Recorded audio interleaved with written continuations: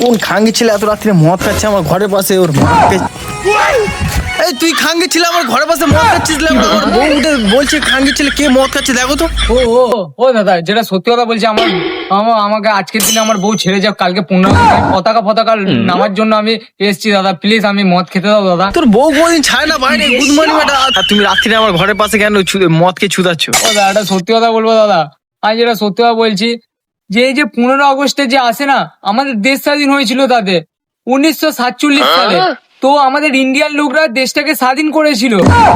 তখন ইংরেজরা আমাদের দেশের ওপরে খুব অত্যাচার করেছে। তো সেরকম জিনিসটা আমার সাথেও হচ্ছে দাদা। আমার বউ ল্যাওড়া আমার সাথে কি অত্যাচার করছে জানেন দাদা? ল্যাওড়া মনে হচ্ছে আমি 1947 সালে আছি। সেই জন্য দাদা আজকে আমি জানেন 15 আগস্টের নাম করে ল্যাওড়া আমি বেরিয়ে মারা মদ খাচ্ছি। তোমরা দাদা কিছু বোঝে না, ল্যাওড়া।